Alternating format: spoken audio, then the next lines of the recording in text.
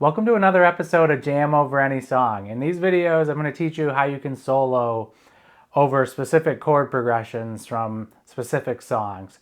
So today we're going to talk about The Weight by the band.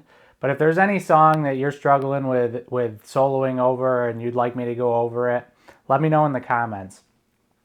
So The Weight is a great song because this has been covered by so many people, so you can really do whatever you want.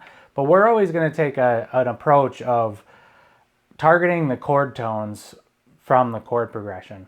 So this chord progression and the main verse of this song is A to C sharp minor to D to A.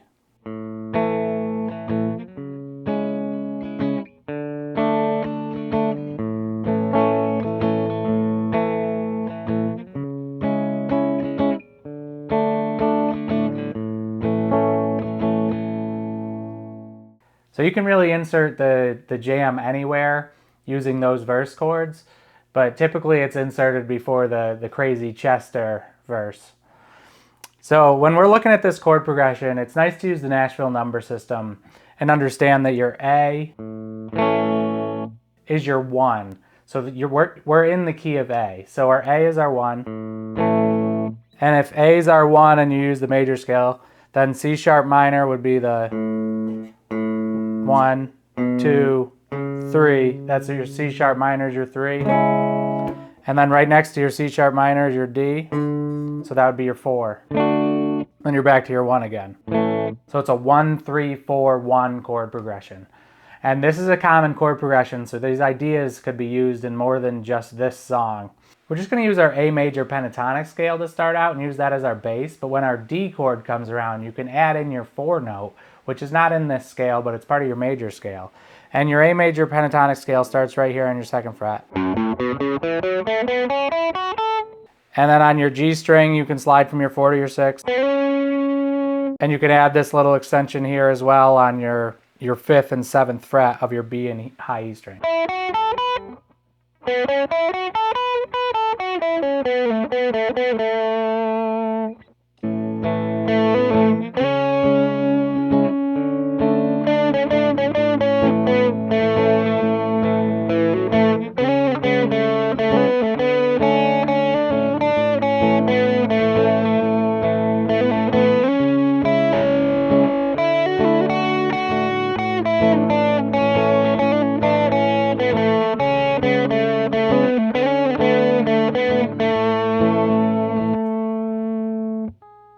And the general idea here is just attack those chord tones while the chords are changing. So when you're on your A, an A major chord is made up of a 1, a 3, a 5. Any major chord's a 1, a 3, and a 5. So you need to start understanding your intervals within this scale, right? So you have a 1 here. That's an A note right out of your A chord on the 2nd fret of your G string.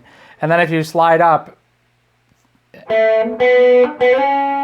you're just doing 1, 2, 3 here.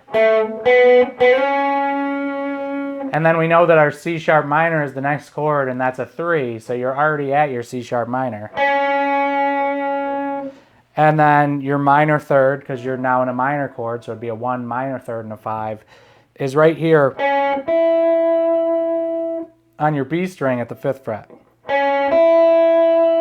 So you have 2 notes out of that chord that you're attacking. And then if you want to add back on your G string, if you want to add that 7th fret, that is your 4 note or your D note. And then when it goes back to that A chord,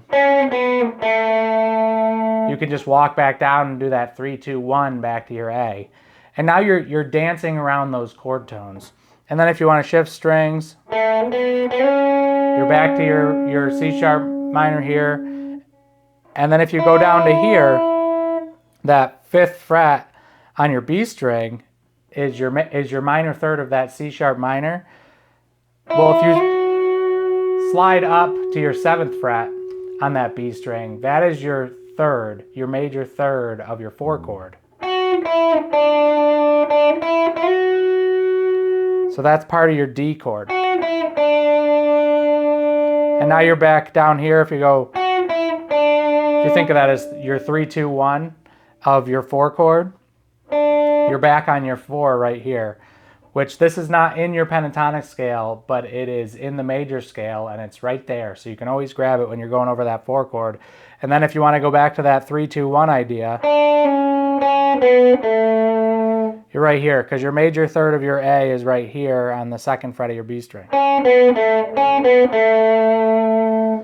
On this channel, we like to talk guitar and we like to try and get better at guitar. So if that's something you're into, then please like and subscribe. So there's a lot of things you can do right in this area.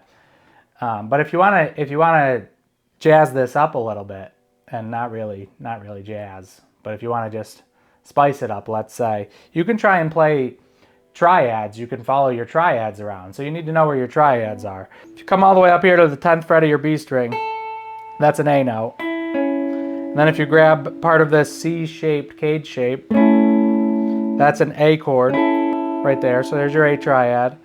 And then you can drop down and just bar the 9th fret on the G, B, and high E string. That's a C sharp minor. You also have this note here on the 11th fret of your D string available. And then if you move that down, you have a D chord right here, starting on your 12, 11, 10 on your D, G, and B string. Or you could look at it like this, on your G, B, and high E string, and bar that B and high E string. And then you're back to your A chord. So if you want to focus on just attacking these notes of your triads, and you can use that as your soloing idea.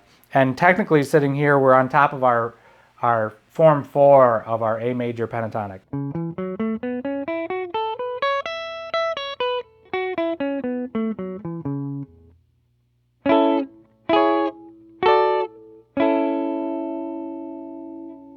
So if you're going to do it with soloing with triads, it's going to sound a little like this.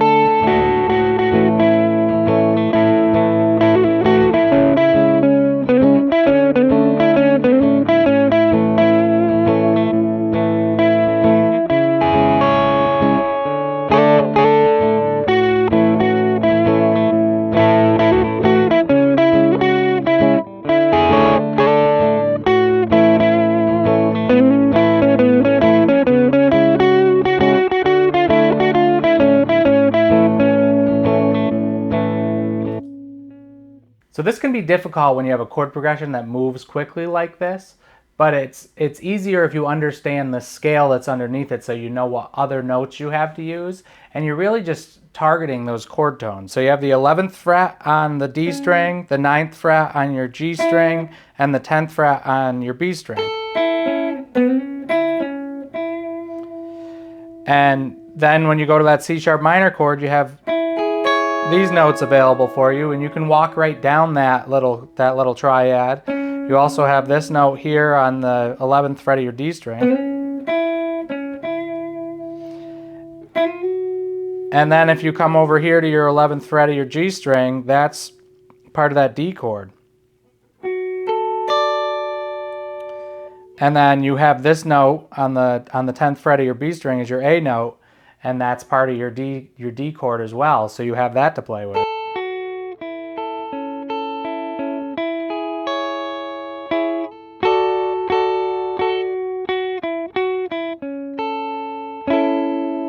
So you really just want to work on dancing around those shapes, and you can slow this down and work on it and work it out. You know, you don't even need a looper pedal on. You can work this out without a looper pedal on.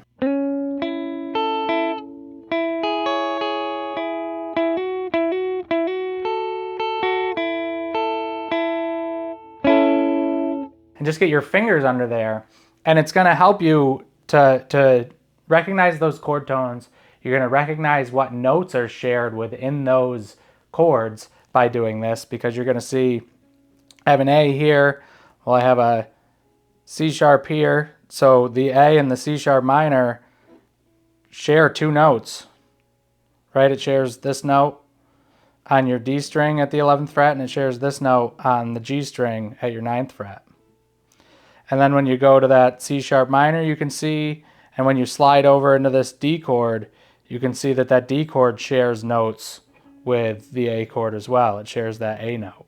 And that just makes it so if you're going to play one of those notes that are shared between two chords, you're going to increase your probability of hitting the correct note when you're soloing. And this all takes a lot of work, but once you start focusing on those chord tones, you'll get it ingrained in your head, and then you can start kind of stop thinking about it as much, and you can really start using your ear once you start getting better at soloing with these chord tones, because you're gonna hear what sounds right and what doesn't, so you're gonna know where you want to resolve. And this is just one idea and one approach to this song, but it's more the broad idea of let's target these chord tones and try and keep the idea of the song and the feel of the song together. And I hope you like this lesson. Thanks for watching. I'll talk to you soon.